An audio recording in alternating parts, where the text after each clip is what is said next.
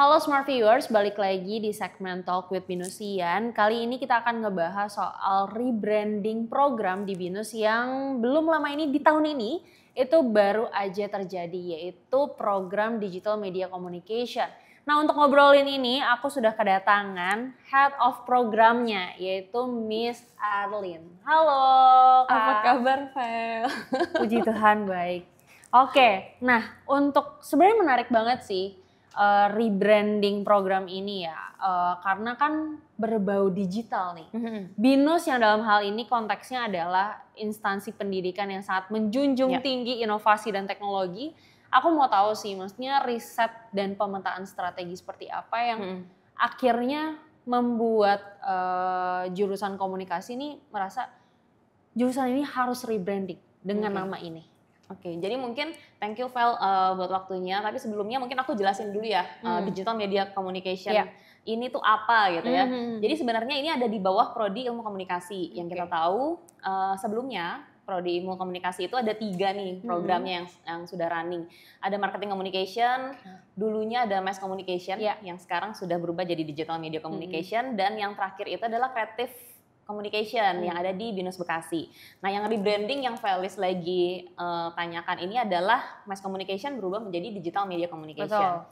Nah, kenapa bisa rebranding? Karena ternyata setelah kita lihat dari sisi industri atau mungkin lulusan saat ini gitu ya, teknologi digital kan saat ini sudah sangat berkembang pesat. Baik juga katanya Felis tadi bahwa Binus sekarang menjunjung tinggi inovasi gitu ya. Jadi di mana-mana perubahan zaman itu menjadi suatu klik yang tepat gitu untuk sebuah program atau mungkin sebuah program studi itu bertransformasi. Yang kita lihat bahwa industri saat ini sudah banyak berubah ke arah digital, kita juga perlu mempersiapkan alumni atau mungkin lulusan kita dalam artian Digital Media Communication ini untuk bisa mengikuti perkembangan zaman.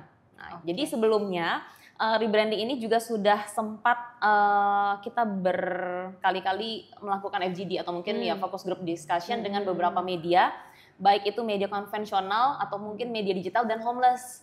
Dan ternyata setelah kita brainstorming dengan para pelaku praktisi gitu ya, mereka tahu bahwa ternyata lulusan ini loh yang saat ini dibutuhkan sama industri dan juga media, seperti itu. Oke, nah kalau misalkan tadi mungkin sudah disampaikan ya alasan latar belakang kenapa harus rebranding. Aku mau tahu nih, untuk program ini penempatannya kan yang aku tahu ada di Alam Sutra dan Kemanggisan. Apakah ada alasan tertentu di 2 lokasi itu gitu? Apakah secara pasar memang adanya di 2 lokasi ini atau seperti apa sih? Ya, sebenarnya kedua kampus ini ya, Kemanggisan dan Alam Sutra ini dipilih karena pertama memiliki fasilitas yang pastinya lengkap gitu, memadai untuk seluruh mahasiswa Digital Media Communication. Sebenarnya awalnya di Kemanggisan nih, Vel. Ya, jadi di tahun awalnya berdiri memang fasilitas ini sudah dilengkapi di Kemanggisan, tapi berkembangnya mahasiswa gitu ya, kita tahu bahwa Binus Alam Sutra juga memiliki target market yang besar gitu, jadi kita membangun juga fasilitas yang sama seperti di Kemanggisan. Tidak ada perbedaan signifikan dalam artian peralatan, karena kita tahu bahwa peralatan di studio Binus TV atau mungkin studio broadcasting itu memang harus sesuai dengan standar broadcast media gitu ya, secara nasional dan internasional. Kemudian juga dari sisi perkembangan teknologi, aplikasi dan lain sebagainya itu kita juga setarakan dengan standar broadcasting gitu. Jadi kalau dilihat dari sisi fasilitas tidak ada yang berbeda. Dari sisi pengajar itu juga sama, tidak ada pembeda gitu antara pengajar atau dosen di Kemanggisan dan Alam Sutra. Karena kita tahu dosen kita juga multi kampus, bisa di kedua area tersebut. Kemudian dari sisi mungkin yang berbeda adalah dari sisi industrinya, Felis gitu. Jadi kalau dilihat dari sisi Alam Sutra akan lebih banyak co-working space, kemudian banyak industri kreatif yang memang berkantor sekarang di Alam Sutra atau mungkin daerah Tangerang sekitarnya. Dan kita lihat kalau di Kemanggisan sendiri atau mungkin Jakarta, secara pusatnya itu adalah pusat media. Itu pusat media, perusahaan-perusahaan media konvensional itu masih banyak di sekitaran Kemanggisan atau mungkin kita bilangnya Jakarta lah pada keseluruhannya. Dan kita tahu ini akan memudahkan mahasiswa ketika mereka nanti memilih di semester 6 dan 7 pada saat enrichment, Magang mereka tahu akan penempatan magangnya seperti apa. Seperti itu. Berarti baik secara fasilitas dan pasar memang sudah diperhitungkan ya.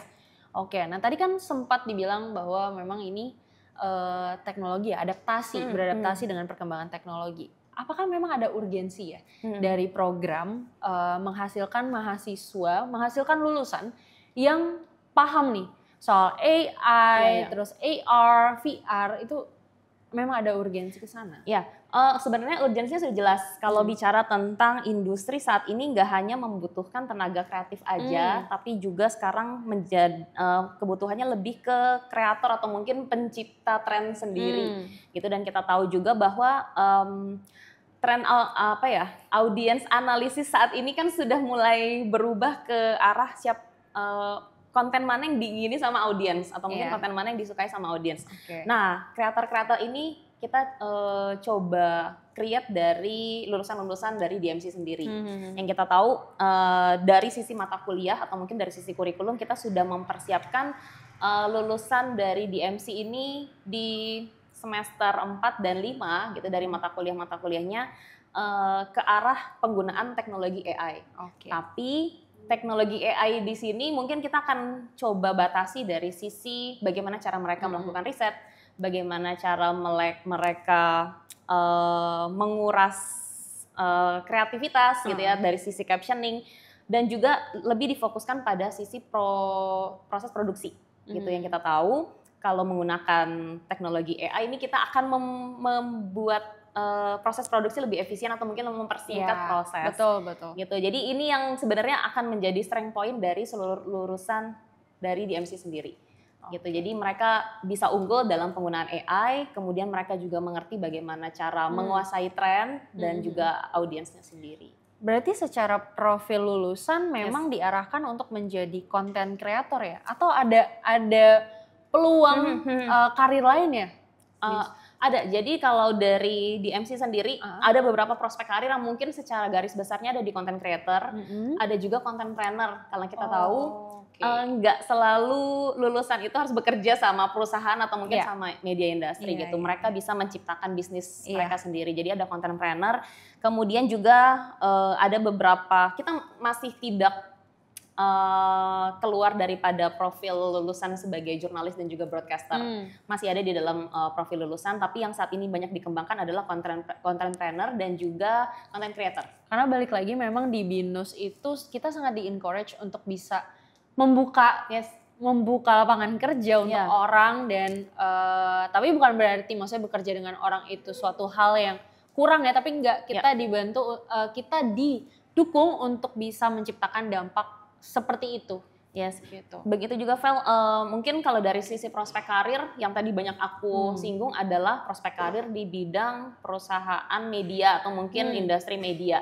Tapi nggak menutup kemungkinan juga lulusan-lulusan dari DMC sendiri bisa bekerja di non perusahaan media. Contoh misalnya di pemerintahan gitu ya, sebagai sosial media spesialis atau mungkin di NGO gitu ya. Jadi memang sebenarnya peluangnya sangat luas. Betul, sangat luas. Yang penting dari sisi technical skill dan soft skill itu semuanya ada di bagian lulusan dari DMC. Tadi sempat di-mention bahwa cakupan ada jurnalis juga itu tuh masih ada, tetap ada. Nah, aku mau menyambung dengan jawaban itu. Di era yang sekarang kita tahu ya, informasi tuh banyak banget, misinformasi juga banyak, jadi beriringan. Hoax juga ada kan. Nah, gimana sih cara program digital media communication tuh memastikan bahwa lulusannya itu tidak menjadi produsen dari konten yang misleading, misinformasi, hoax, seperti itu gimana? Nah ini aku masuk ke kurikulum nggak apa-apa ya. Jadi di semester 4 memang ada mata kuliah yang memang secara spesifik mempelajari mengenai script writing. Jadi ada mata kuliah script writing for multimedia platform. Apa sih bedanya script writing biasa sama multimedia? Karena yang kita tahu bahwa sekarang ini platform media sudah sangat banyak dan luas, nggak cuma hanya konvensional. Sekarang media digital, terus pemberitaan online. Saat ini homeless media juga ada. Bagaimana caranya si mahasiswa atau mungkin ya kita bilangnya si calon lulusan ini bisa mempersiapkan diri dari sisi menganalisa. Kemudian melakukan critical thinking pada saat mereka sedang menyusun sebuah konten atau mungkin mereka sedang membaca konten untuk mereka riset. Nah, hal tersebut kita lakukan di script writing mata kuliah di semester 4. Harapannya apa? Harapannya si mahasiswa atau mungkin profil lulusan dari Digital Media Communication ini memiliki analisa berpikir yang sangat luas. Mereka tahu bagaimana caranya mensortir berita-berita yang mungkin lebih banyak hoax daripada faktanya, atau mungkin bagaimana cara mereka bisa mengeksekusi pemberitaan yang sesuai dengan fakta yang terjadi di lapangan. Nah, itu masih kita ajarkan di bagian mata kuliah script writing. Menarik ya, karena sebenarnya kalau yang aku maksudnya dengarkan berarti secara kurikulum ini sudah sangat siap untuk menerapkan, mengimbangi perkembangan zaman yang terjadi. Tapi aku mau tahu juga dong, Miss, untuk pendekatan kurikulum ini sendiri itu seperti apa ya? Karena balik lagi, karena aku merasa generasi sekarang itu nggak bisa cuma duduk diam di bangku perkuliahan, nggak bisa dengerin doang kayak gitu. Mereka harus bisa, mereka mau gitu loh untuk ini gimana sih caranya praktekin kayak gimana, kayak seperti itu gitu. Nah, apakah ada pendekatan kurikulum yang dilakukan, mungkin project based learning atau seperti apa? Tepat banget, memang Val di mata kuliah di MC, tapi nggak cuma di MC aja. Marketing Communication, Creative Communication, ketiga program ini memiliki project based learning. Jadi kita memang secara eksklusif bekerja sama dengan media atau perusahaan, ya industri pada umumnya yang sesuai dengan kekhususan dari mata kuliah. Contoh misalnya kalau untuk di MC sendiri ada mata kuliah Audience and Analysis yang memang kita bekerja sama dengan salah satu media. Saat ini yang bekerja sama dengan Kumparan, contohnya, saya kumparan.com, kita akan ada beberapa sesi yang memang industri datang ke kelas besar, mereka memberikan project, jadi bentuk projectnya ini akan dilakukan per kelas, per subjek, kemudian juga akan dinilai dan juga akan dievaluasi oleh si media tersebut. Gitu. Jadi di dalam, kita bilangnya dulu pertemuannya ada 13 ya, ya, ada 13 week, di 3 week tersebut akan diisi oleh industri atau mungkin tadi perwakilan dari project based learning. Mereka akan memberikan evaluasi, mereka memberikan masukan, dan proyeknya tersebut akan dinilai langsung oleh industri. Seperti berarti itu. Langsung dapat feedback dari orang yang sudah berkecimpung di industri tersebut ya. Menarik sih, maksudnya karena mahasiswa ini sudah harus memahami dunia nanti yang mereka akan masuk itu tuh seperti ini loh, penilaiannya tuh seperti ini. Betul. Gitu.